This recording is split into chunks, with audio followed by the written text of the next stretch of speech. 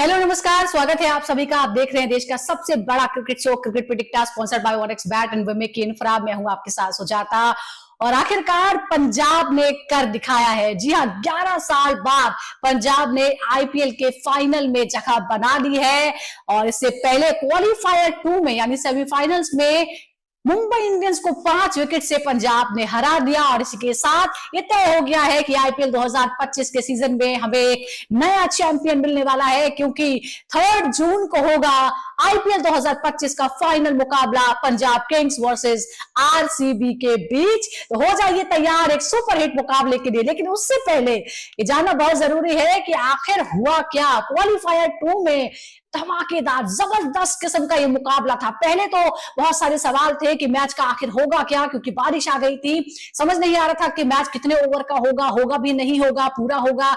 और फिर तमाम तरह के जो रूल्स थे, रूल बुक खोली जाने लगी। लेकिन आखिरकार इंद्र देवता भी मेहरबान हो गए और मैच शुरू हुआ। पहले बल्लेबाजी करते हुए मुंबई ने शानदार बल्लेबाजी की और 204 रन बना डाले। और उसके बाद लोगों को लगा कि मुंबई तो आज तक कभी 204 रन बनाने के बाद प्लेऑफ में हारी ही नहीं है, यानी पंजाब जो है वो लगभग आउट हो गई है। लेकिन पंजाब के इरादे कुछ और थे और फिर उसके बाद पंजाब के कप्तान श्रेयस अय्यर ने बता दिया कि वो किस मिट्टी के बने हैं। श्रेयस अय्यर ने जबरदस्त पारी खेली और नाबाद लौटे, आखिरी छक्का मारा और पंजाब को आगे बढ़ाया, इतिहास रच दिया, फाइनल में पहुंचा दिया। तो पंजाब ने 204 रन के टारगेट को छोटा साबित कर दिया और सिर्फ 19 ओवर में उसे हासिल कर लिया। कप्तान श्रेयस अय्यर ने 41 गेंदों में 87 रनों की नाबाद पारी खेली, जिसमें 5 चौके और 8 छक्के शामिल थे। और मैच जिताने वाला आखिरी छक्का भी श्रेयस अय्यर ने लगाया। क्या नजारा था, जबरदस्त। उनका साथ दिया नेहाल वडेरा ने 48 रनों की पारी उन्होंने खेली। जोश इंग्लिश ने भी 38 रनों की महत्वपूर्ण पारी खेली। और बात मुंबई की करते हैं तो सूर्य कुमार यादव ने, तिलक वर्मा ने 44 रन जोड़े, जॉनी बेयरस्टो ने 38 रन जोड़े। लेकिन हार्दिक पांड्या की कप्तानी वाली मुंबई इंडियंस को क्वालिफायर 2 में हार का सामना करना पड़ा और साल 2025 में आईपीएल का सफर उसका खत्म हो गया। और कल यानी 3 जून को एक बार फिर वही शहर अहमदाबाद और वही स्टेडियम नरेंद्र मोदी स्टेडियम होगा, लेकिन तलाश होगी एक नई चैंपियन की, टक्कर होगी पंजाब किंग्स और रॉयल चैलेंजर्स बेंगलुरु की। तो तैयार हो जाइए स्वागत करने के लिए, क्योंकि आईपीएल को मिलने वाला है इस साल नया चैंपियन। तो आरसीबी 18 सालों का इंतजार खत्म करेगी या फिर पंजाब किंग्स रचेगी इतिहास, ये जानने के लिए लगातार जुड़े रहिए हमारे साथ। और हमारे साथ अब 2 खास मेहमान भी जुड़ गए हैं, जिनसे हम बात करेंगे कल के मुकाबले की और कल हो चुके मुकाबले की, कि आखिर कहां कहां गलतियां हुई, कहां कहां चूक हुई मुंबई इंडियंस से और कहां भारी पड़ी पंजाब। और बात होगी फाइनल मुकाबले की, पंजाब और आरसीबी की, आखिर कौन किस पर भारी पड़ सकता है। 2 खास मेहमान हमारे साथ हैं, पूर्व अंतरराष्ट्रीय और आईपीएल अंपायर अनिल चौधरी हमारे साथ हैं और साथ ही हैं सीनियर स्पोर्ट्स जर्नलिस्ट जी। श्रेयस अय्यर की सबसे पहले हम बात करते हैं। कप्तान ने कप्तानी पारी खेली, 204 का टारगेट पीछा करना था, 41 गेंद में 87 रन बना डाले। एमआई के खिलाफ इतिहास का यह सबसे सफल चेज रहा। 200 प्लस करने के बाद प्लेऑफ में मुंबई कभी नहीं हारी, लेकिन पंजाब ने यह करके दिखा दिया। अब सवाल यह है कि क्या आईपीएल के सबसे बड़े क्लच खिलाड़ियों में श्रेयस अय्यर गिने जाएंगे।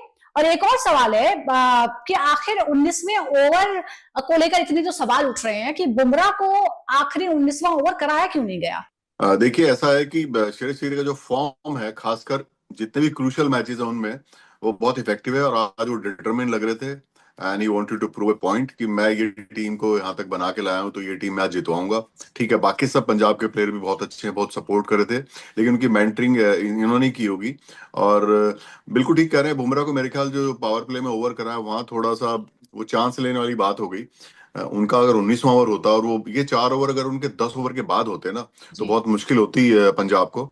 और ये शायद टेक्टिकली थोड़ा एक मूव गड़बड़ हो गया और बैकफायर कर गया। और वो इंग्लिश ने जो 20 रन बनाए वो भी एक, क्योंकि क्या होता है कि आपका प्लेयर एक कम है और बुमराह हमेशा पुरानी बॉल से ज्यादा इफेक्टिव बजाय नई के।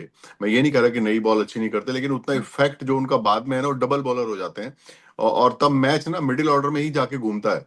और एक बार दूसरी टीम ने शुरू में आपने अगर 20 रन बना दिए किसी ऐसे बॉलर को जो मेन बॉलर है, 20 का मैं कहता हूँ 10-12 भी बना दिए तो भी बहुत नुकसान हुआ और वो जाके फिर आपका एक ओवर बाद में 19वां कर सकते थे या 20वां, वो भी सब गड़बड़ हो गया। और ये थोड़ा सा मिस कैलकुलेट हो गया मुंबई इंडियंस से। यहाँ जी। पे यहाँ पे थोड़ी गड़बड़ हुई और उसका फायदा पंजाब ने पूरा उठाया और श्रेयस अय्यर चैंपियन है, इसमें कोई डाउट नहीं है। और बहुत ही सधे हुए, बहुत ही काम और बड़े फोकस प्लेयर हैं और उन्होंने अपने फुटवर्क पे बहुत काम किया है। आपने चैंपियंस ट्रॉफी में देखा होगा, फास्ट बॉलर्स को अब अलग तरीके से खेलते हैं वो। तो बुमराह ने इस सीजन में जबरदस्त जो है वो बॉलिंग की है। 7 से 15 ओवरों के बीच में उन्होंने 4.7 की इकोनॉमी के साथ बॉलिंग की है। 88 गेंदबाजों में ये सबसे बेस्ट है। सवाल ये कि 19वां ओवर उन्हें क्यों नहीं दिया गया। अश्विनी कुमार से ये ओवर कराया गया और उन्होंने 26 रन दे डाले। 4 ओवर में कुल मिलाकर 55 रन दिए अश्विनी कुमार ने। 12 गेंद में जब 23 रन चाहिए थे, तो क्या एमआई की सबसे बड़ी रणनीतिक भूल ये थी? क्या इसके बाद साफ हो गया था कि अब मुंबई बाहर हो चुकी है मुकाबले से? नहीं, हाँ देखिए, उनको ओवर्स तो बचाने चाहिए थे बुमराह की। कहीं ना कहीं देखिए, एक ऐसी रिदम चल रही थी, इनकी मोमेंटम थी पंजाब की, कि रोकना था उनको, जरूरी रोकना था। क्योंकि कहीं ना कहीं जॉश इंग्लिश भी अच्छी बल्लेबाजी कर रहे थे, अटैक कर रहे थे इंटेंट के साथ, नेहाल वधेरा भी, और श्रेयस अय्यर उसके बाद। तो एक एक करके देखिए, बुमराह को एक ऐसे बॉलर है जो ब्रेक थ्रू दिलाते हैं, जो बड़े मोमेंट्स में काम आते हैं। तो कोशिश की मुंबई इंडियंस ने, कप्तान ने, हाँ कप्तानी में कहीं ना कहीं चूक हुई है, स्ट्रैटेजी में मिस्टेक हुई है, और चाहे वो फील्ड सेटिंग को लेकर हो, चाहे बुमराह को ओवर यूज करने में या जल्दी यूज करने में। अगर वो विकेट मिल जाती तो वहां तक नौबत नहीं आती पहुंचने की, कि बुमराह ने 2 बड़ी विकेट निकाल ली। बुमराह की विकेट नहीं मिलने की वजह से उनको 4 ओवर कंप्लीटली डलाने से, आखिर के 2 ओवर जब कोटा ही कंप्लीट हो गया, तो क्या करते आप? 18-19 ओवर, 19-20 ओवर तो उनको ही देना पड़ता। अश्विनी कुमार जो पहला सीजन है उनका, तो क्या ही एक्सपेक्ट कर लेते। तो कहीं ना कहीं मुझे लगता है कि कप्तानी, साथ साथ बुमराह का failure of not taking wicket, crucial wicket at crucial juncture, वो नुकसान कर गया मुंबई इंडियंस को, मुझे लगता है इस वक्त। अनिल जी, हमने देखा कि एमआई का किस तरह से किला ढह गया। 200 प्लस का स्कोर बनाने के बाद, प्लेऑफ में 200 प्लस का स्कोर बनाने के बाद वो कभी हारी नहीं थी, लेकिन पंजाब ने करके दिखा दिया। 2025 की अगर हम बात करें तो 200 प्लस का जो स्कोर है वो 9 बार चेस हो चुका है। क्या आप लगता है कि पारंपरिक जो डेथ बॉलिंग की जो प्लानिंग होती थी अहमदाबाद जैसे हाई स्कोरिंग वेन्यू पर, वो काम नहीं आ रही है? जो रिकॉर्ड्स होते हैं ना कि ये टीम ने इतने 200 रन कभी बनाने नहीं दिए, उसमें बहुत सारी चीजें हैं, बहुत सारे बॉलर आपके चेंज होते हैं, आपका चेहर भी नहीं खेल रहा, वो खेलता तो फर्क पड़ता। और ये सब रिकॉर्ड में रह जाते हैं, क्योंकि जो प्रेशर गेम्स होते हैं बिल्कुल डिफरेंट होते हैं। आपने लीग में क्या किया और नॉकआउट में क्या किया, वो भी एक अलग डिफरेंस है। और बहुत हेवीली डिपेंडेंट है ये बुमराह के ऊपर। ऐसे नहीं होता हर मैच में। आप मतलब आप अगर जब आप इसका सीजन का शुरू देखिए, मुंबई वाज स्ट्रगलिंग, जैसे ही बुमराह आए तब चेंज होना शुरू हो गया। तो इनकी बॉलिंग बहुत ज्यादा बेस थी। और आप अभी अश्विनी कुमार का आप नाम ले रहे हैं, इसका मतलब जो बीच के आपके सीजन बॉलर हैं बिल्कुल काम नहीं कर रहे हैं। आप बिल्कुल मतलब कहाँ बुमराह और एकदम अश्विन नए बॉलर पे आ रहे हैं। तो बोल्ट ने अच्छा पूरी season, Chahar in and out रहे, फिटनेस का इशू रहा शायद। तो ये 200 रन पार करना इसीलिए हुआ। और आप ये भी देखिए कि पंजाब पूरे टाइम अच्छा खेली है। आप पिछले वाला मैच निकाल दीजिए और एक कोई वो जो चहल ने मैच जिताया था, बाकी सब मैचेस में पंजाब काफी कंसिस्टेंट रही है, खासकर ओपनिंग बहुत अच्छी हुई है। कल भी आप देखिए उनका स्टार्ट इतना अच्छा था। एक बार स्टार्ट आपका मिल जाए ना 60 के आसपास, भले आपके 2 आउट हो जाए, तो आप सब मैचेस निकाल लीजिए, मैच जनरली कंट्रोल हो जाते हैं। 90-95% अगर स्टार्ट अच्छा है तो वो टीम जीत गई, और यही कल हुआ। और क्या होता है जब ग्राउंड बड़ा होता है तो एक चीज ध्यान रखिए कि सिंगल डबल बहुत आते हैं। अगर आप उस तरह की बैटिंग कर सकते हैं, आपके पास कन्वेंशनल बैटिंग वाले प्लेयर हैं, जो श्रेयस अय्यर क्योंकि लंबा खेले तो वो मौका आ गया। बहुत सारे डबल हुए देखिए आप, बहुत सारे डबल भागे गए और वो रन बाद में जाके 10-12 रन हो जाते हैं। तो अच्छा चेस था पंजाब का। और ऑफ कोर्स नैयर का तो बहुत ही मतलब श्रेयस अय्यर ने तो बहुत ही बढ़िया बैटिंग करी और कन्वेंशनल बैटिंग करी। जो उन्होंने शॉट मारे सीधे मारे, जिनको आप जो 6 मारे तीनों सीधे थे और बहुत कंट्रोल में थे। वो outstanding batting bye Punjab and Iyer. फिर से डेथ ओवर्स की खामियां सामने आ रही हैं और बुमराह पर ओवर डिपेंडेंसी भी कहीं ना कहीं साबित हो रही है। एमआई ने 17 से 20 ओवर में कुल मिलाकर 63 रन लुटा दिए, जबकि इनमें से एक जो ओवर था वो बुमराह का था। जब एमआई हारी तो डेथ ओवर की इकोनॉमी रेट जो थी वो 12 हो चुकी थी। क्या ये दर्शाता है कि बुमराह के अलावा कोई भी डेथ ओवर का भरोसेमंद बॉलर एमआई के पास नहीं है? नहीं, सोचना तो पड़ेगा, डेफिनेटली सोचना पड़ेगा। आपने देखा शुरुआत में बुमराह नहीं थे तो लगातार 4 मैच हारी, फिर बाउंस बैक की, वो अलग बात है बुमराह आने के बाद। द थिंग इज दैट कि बुमराह, आप जो वर्ड यूज किए over dependency, definitely over dependency है, क्योंकि कहीं कहीं रिलैक्स हो जाती है कोई भी टीम हो, मैं मुंबई इंडियंस की बात नहीं कर रहा हूँ, मैं टीम इंडिया की बात कर रहा हूँ, मैं गुजरात टीम की बात कर रहा हूँ जो बुमराह पे डिपेंड है। तो जो टीम बुमराह पे डिपेंड होती है वो थोड़ा रिलैक्स हो जाती है कि भाई कितना भी टोटल हो बुमराह है हमारे पास। तो वो रिलैक्सेशन की वजह से बाकी बॉलर्स भी रिलैक्स हो जाते हैं, तो वो थोड़ा नेगेटिव में चला जाता है। तो कहीं ना कहीं मुझे लगता है दोनों तरफ से रिस्पॉन्सिबिलिटी तो लेनी पड़ेगी और मुंबई इंडियंस को एक नया विकल्प लाना पड़ेगा। देखिए Ashwini Kumar was not bad, ये सीजन में बहुत ही अच्छा किया, पहला सीजन में जबरदस्त गेंदबाजी किया और एक फाइंड है मुंबई इंडियंस के लिए ये सीजन में। कल का मैच छोड़ दीजिए, कल का प्रेशर वाला गेम था, पहला सीजन था, क्या ही कर लेता लड़का। बट हाँ, स्काउट में एक अच्छा तेज गेंदबाज तो ढूंढना पड़ेगा जो बुमराह को सपोर्ट कर सके। ट्रेंट बोल्ट की एक्सपीरियंस काम आई ओवर द टाइम, बट वो बिना बुमराह के हमको पता चल गया कि यार अगर बुमराह फेल हुए या नहीं हुए तो ट्रेंट बोल्ट क्या करेंगे। देखिए एक प्लेयर का स्टेज होता है, शेल्फ लाइफ होती है, वो खो जाती है, वो खत्म हो जाती है एक स्टेज के बाद, एक एज के बाद। तो वो मुझे लगता है ट्रेंट बोल्ट में नजर आ रहा है, कोशिश किया उन्होंने, बट जसप्रीत बुमराह की को दूसरे एंड से सपोर्ट करने के लिए बहुत ज्यादा इंपॉर्टेंट बॉलर चाहिए, अच्छे फास्ट बॉलर्स चाहिए अगर मैचेस फ्यूचर में जीतना है, टाइटल जीतना है तो। अनिल जी, हमने देखा क्वालिफायर 1 में पंजाब सिर्फ 101 रन बना सकी थी और आरसीबी ने सिर्फ 10 ओवर में वो मैच खत्म कर दिया था। यानी पूरी तरह से परफॉर्मेंस जो था वो खराब था।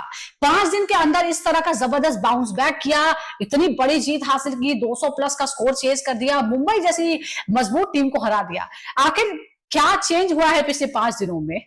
ये जो पिच की आप बात कर रहे हैं, आप ये ना भूलिए कि बीच में बारिश आई जी। बारिश होने से पिच के बिहेवियर में फर्क पड़ा और ये बिल्कुल 10-12 ओवर तक पक्का फर्क रहा होगा। हल्की हल्की कई बार हमें लगा कि बॉल पिच डबल पेस है। अच्छी बैटिंग करी मुंबई ने, बता रहा हूँ आपके, शुरू के 10-12 ओवर, वरना पिच मुझे मुश्किल लग रही थी बैटिंग के लिए। ये जो 200 प्लस रन बनाए, ये अच्छी बैटिंग है मुंबई की। वो अलग बात है कि बाद में बॉलिंग उतनी अच्छी नहीं करी। यहाँ पे इस पिच पे 200 प्लस ठीक स्कोर था। वो अलग है कि गेम जिस तरह चल रहा था कि एक बार वो स्टेज थी कि 215-17 बना सकते थे, वो जो मिस कर गए बाद में। तो अच्छा स्कोर था और बारिश का भी नुकसान हुआ पहले बैटिंग वाली टीम को। 2-3 बातें होती हैं, तो आपकी टीम को बहुत देर इंतजार करना पड़ता है बाहर। आपको मैच कब शुरू होता है, वो आपका मेंटल स्टेज ना, आपको मतलब it's like you are there, you are ready but you are not starting. तो सबसे ज्यादा फर्क जब इस तरह के मैच होते हैं बैटिंग पे पड़ता है, बॉलिंग जी पे नहीं पड़ता। वो भी बैकफायर किया मुंबई को और ये टॉस का एडवांटेज मिला पंजाब को, इसमें भी कोई शक नहीं है। अच्छा दाऊस, एक और बात है, आरसीबी चौथी बार फाइनल में है। 2009, 11 और 16 में वो फाइनल में पहुंची थी, हालांकि हार गई थी। पंजाब सिर्फ 2014 में एक बार फाइनल में पहुंची है, वहां वो हारी थी। अब आपको क्या लगता है यहाँ प्रेशर किस पर ज्यादा है? क्योंकि ऐसा होता है कि ऐसे मैचेस में जहां ज्यादा प्रेशर हो जाता है वो टीम जो है वो गलती कर जाती है। क्या अनुभव का फायदा मिलेगा आरसीबी को, या आपको लगता है कि ज्यादा फाइनल खेलने से दबाव और बढ़ता है? दबाव हुआ था, कल हमको पता चल गया कि दबाव किस तरीके का होता है। आरसीबी तो फाइनल तक पहुंचे, यहाँ पर 5-5 टाइटल्स, यहाँ पर मल्टीप्ले ऑफ क्वालिफिकेशन, इतने सारे फाइनल। अब दबाव तो पता चल गया था मुंबई इंडियंस पे। तो देखिए जो टीम हिस्ट्री लेके आती है उसके ऊपर ज्यादा दबाव रहता है, जो टीम शायद बहुत कम हिस्ट्री लेके आती है, बहुत ज्यादा प्रेशर नहीं रहता है और खुले दिमाग से खेलती है, वो पंजाब जैसी खेलती है, कल जैसा खेला उन्होंने। तो मुझे लगता है कि प्रेशर तो रहेगा आरसीबी के ऊपर। 18वां टाइटल, 18वां साल है आईपीएल का, विराट कोहली का 18 नंबर है, कनेक्ट किया जा रहा है, ये साला कप नमदे बोला जा रहे। और विराट कोहली के फैंस और आरसीबी के फैंस चाहते हैं कि यार ये साल कुछ स्पेशल हो, बहुत ज्यादा स्पेशल हो। तो चारों तरफ का प्रेशर है ना इस वक्त आरसीबी के ऊपर नजर आ रहा है। और देखिए अगेन लॉ ऑफ एवरेजेस की बात करें तो पिछले, मैं बहुत ज्यादा मानता हूँ इसमें, पिछली मैच में पंजाब बुरी तरह हारी थी, उसके बाद बाउंस बैक की, अब आरसीबी का टर्न है। तो कहीं ना कहीं मुझे लगता है कि Punjab will be in happy mood right now. उनको ज्यादा खोने के लिए नहीं है, ऑब्वियसली इतने साल बाद आ रहे तो उनके फ्रेंचाइज भी कंटेंट है, दे आर हैप्पी। इतना डेस्परेट नहीं है जितना आरसीबी डेस्परेट था। तो डेस्परेशन में प्रेशर होता है, गलतियां होती है, जो आपको कल देखने मिली हार्दिक पांड्या से, क्योंकि हाँ मुंबई को आदत है जीतने की, और जब आदत होती है जीतने की तो गलतियां होती हैं, क्योंकि आप डेस्परेशन में कुछ भी करते हैं। तो I think Punjab will enjoy and RCB will be under tremendous pressure. Anil ji, Shreyas Iyer जो है वो एक अलग तरह का टेम्परामेंट लेकर आते हैं और हमने देखा है कि वो बड़े ही कूल रहते हैं। कल भी अगर मैच जीते तो बहुत ज्यादा सेलिब्रेट उन्होंने नहीं किया, और सबसे बड़ी खासियत है वो, उनको सुपरस्टार का टैग नहीं मिला। खासियत यह है कि वो 3 अलग अलग टीमों के साथ फ्रिक्वेंटली खेले हैं और सबको प्लेऑफ में पहुंचाया है, फाइनल में पहुंचाया है। केकेआर के साथ पिछले साल वो जीते भी थे। क्या कोहली की अगर हम बात करें तो वो अपनी टीम को एक बार 2016 में फाइनल में ले गए थे, लेकिन खिताब नहीं जीत पाए। क्या अय्यर अब आईपीएल के सबसे टैक्टिकल और सफल कप्तानों में गिने जाने चाहिए? उनका ट्रैक रिकॉर्ड देखिए, जो रिकॉर्ड आपके सामने है, हर टीम के साथ जाके काम करना, नई टीम में एडजस्ट होना, उसको लीड करना, अच्छे रिजल्ट लेके आना, उनको फाइनल में लेके जाना, और केकेआर को तो जितवा भी दिया। उनका जो कामनेस, उनका जो, इसका मतलब एक और बात है कि वो अच्छे टीम मैन भी हैं। और टीम मैन तभी अच्छा होता है जो सारे प्लेयरों को साथ लेके चले, प्लस आपका कोऑर्डिनेशन कोच के साथ भी अच्छा है, और कोच के साथ आपका कम्युनिकेशन तब अच्छा होगा जब आप थोड़े हम्बल होंगे नेचर में, and you are ready to listen. ऐसे होता है ना कि कौन प्लेयर कोचेबल है, कौन नहीं है, तो ये वो उस तरह के प्लेयर हैं, और ये बहुत समझदार हैं, बहुत टफ है, मैं आपको बता दूं, बिकॉज आई नो हिम। आप देखने पे ना जाइए। विराट कोहली थोड़ा दिखाई देते हैं कि विराट कोहली का जो है वो बहुत उनके चेहरे पे आ जाता है, उनका थोड़ा अलग है स्टाइल, लेकिन मोरलेस दोनों दोनों टफ प्लेयर हैं। एक और रोल का फर्क है कि विराट जल्दी आते हैं, विराट शुरू के पावर प्ले में भी खेलते हैं, इनका रोल थोड़ा होता है छठे सातवें ओवर के बाद जाके शुरू, और इनको सारा खींचना पड़ता है जाके 17वें 18वें ओवर तक, तो थोड़ा बैटिंग ऑर्डर का भी फर्क है। इनको थोड़ी पुरानी बॉल ज्यादा खेलनी पड़ती है, विराट को नया बॉल खेलना पड़ता है। विराट क्योंकि नई बॉल जो सफेद बॉल है थोड़ी डिफिकल्ट है, इसमें आउट होने के चांस रहते हैं, बॉल मूव भी होता है, तो दोनों का अलग अलग रोल है, लेकिन दोनों अपनी टीम पे पिलर हैं। दोनों की टीम की सक्सेस, जो दोनों फाइनल खेल रहे हैं, दोनों बिल्कुल अलग तरह के प्लेयर नहीं मैं कह सकता, एक ही तरह का रोल है, थोड़ा ये बाद में आते हैं। इनके जिम्मे मिडिल ऑर्डर है, उनके पास टॉप ऑर्डर, साथ में पावर प्ले में अच्छी पार्टनरशिप करना, और जितना हो सके लंबा लेके जाना, तो दोनों दोनों की प्लेयर हैं। इनको ऐसे मिलाना बिल्कुल जरूरी है, क्योंकि दोनों की परफॉर्मेंस उनकी बिल्कुल। अब एक और इम्पोर्टेंट सवाल है अनिल जी टीम को आपसे 100% इम्पैक्ट आएगा। जी, तब से एक और इंटरेस्टिंग बात है, क्योंकि अगर हम लीग स्टेज पर देखें तो दोनों ही टीमों जो थी उनका परफॉर्मेंस बराबर है, 9 मैच जीते हैं, 4 हारे हैं, रन रेट भी लगभग बराबर का ही है। हेड टू हेड की बात करें तो उसमें भी स्कोर एक एक का ही हो गया है। क्या ये फाइनल जो है वो पावर हिटर्स की लड़ाई होगा, जैसे कि अगर हम फिल सॉल्ट की बात करें, विराट कोहली की बात करें, श्रेयस अय्यर की बात करें, या आपको लगता है कि जो बॉलिंग यूनिट है वो अहमदाबाद की कंडीशन में थोड़ा फर्क लेकर आएगी? देखिए, पावर हिटिंग तो कल हमको दिखी, वैसे हमको दिखने वाली कल के मैच में भी। दोनों टीम जबरदस्त है बल्लेबाजी में। ऑब्वियसली मैं मुझे लगता है कि पंजाब थोड़ा आगे है, क्योंकि they have nothing to lose. उन्होंने अपने यंगस्टर्स पे दाव खेला ओपनिंग के द्वारा, प्रियांश आर्य और प्रभसिमरन सिंह। उसके बाद जॉश इंग्लिश ने बीच सीजन में आके जबरदस्त परफॉर्मेंस दिखाना शुरू कर दिया। One of the reasons why Mumbai lost yesterday, Josh Inglis का एक ओवर। उसके बाद आपने नेहाल वधेरा जिस तरह से बल्लेबाजी कर रहे, एक लेफ्ट हैंडर है, फिर श्रेयस अय्यर कप्तान, तो एक के बाद एक पावर हिटर, फायर पावर। और शशांक सिंह ने तो अभी एक शुरुआत की थी, अभी उनका कुछ समय आया नहीं, तो शायद कल आ जाए, तो लॉ ऑफ एवरेजेस के हिसाब से। मगर आरसीबी में देखेंगे आप, एक एंकर है विराट कोहली, जो इतना नहीं खेलते, थ्रू द ग्राउंड खेलते, सेफ क्रिकेट खेलते। अगर उनके ऊपर प्रेशर आया तो रन्स थोड़ा का बॉल और रन्स में तालमेल हो जाएगा, इक्वल हो जाएंगे, तो वो बहुत फर्क पड़ जाता है। फिल सॉल्ट चले चले या नहीं चले, रजत पाटीदार का भी इनकंसिस्टेंसी रही है, तो वो हिसाब से देखेंगे तो बल्लेबाजी में थोड़ा ये आगे हैं, और गेंदबाजी में थोड़ा वो आगे। बट अगर ओवरऑल पैकेज देखें तो इनका पैकेज ज्यादा मजबूत नजर आ रहा है, ज्यादा जबरदस्त आरसीबी का। तो I think it's a touch and go, मजा आएगा, देखने लायक रहेगा, एक अच्छा कॉन्टेस्ट इन दोनों के बीच। बट अगर पावर हिटिंग की बात करें और कंडीशंस जहां पर बैटिंग होती बात करें, तो पंजाब इस वक्त देख रही है, खास करके कल के मैच के बाद जो कॉन्फिडेंस लेके जाएंगे ना, वो देखने लायक रहेगा। अब अनिल जी, क्योंकि आपको ज्यादा तजुर्बा है, तो मैं आपसे ये समझूंगी कि आराम का फायदा ज्यादा होता है, नुकसान ज्यादा होता है? क्योंकि पंजाब ने पिछले 5 दिनों में 2 मुकाबले खेले हैं और बहुत ही हाई प्रेशर मुकाबले थी। आरसीबी पिछले 5 दिनों से आराम कर रही है और अब उसके बाद वो फाइनल में खेलेगी। पंजाब ने ट्रैवल भी कर लिया है।